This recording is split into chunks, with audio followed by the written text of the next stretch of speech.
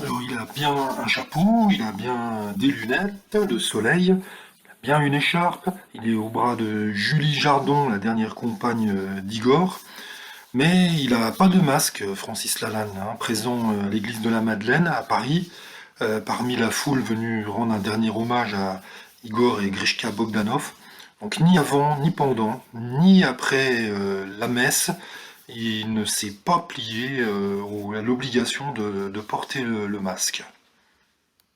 Alors, quand on lui demande ce que les jumeaux représentaient pour lui, il dit que c'était deux frères d'âme, des êtres de lumière.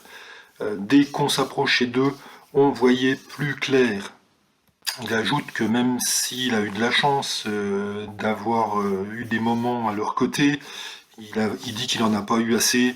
Ce sont des gens qu'on ne peut pas quitter facilement. Et quand ils s'en vont, c'est une partie de soi qui s'en va avec eux. Le souvenir le plus marquant qu'il garde d'eux, c'est l'arrivée d'Igor au château de Chambord en hélicoptère pour son mariage en 2009. Et, il y avait chanté à cette occasion, joué au banjo, des morceaux de bluegrass américains. Et il se souvient aussi de leur rencontre avec eux qui avait été magique, mais sans en dire plus.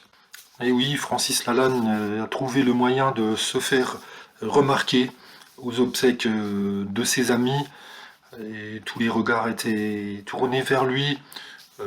C'est-à-dire qu'il a raison. Bon, on peut en douter, sachant de quoi les jumeaux sont morts.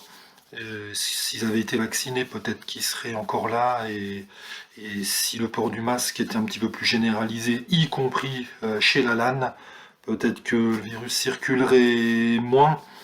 Bon, on ne se refait pas, Francis Lalanne est comme ça, et il n'a pas envie de changer de comportement. Non.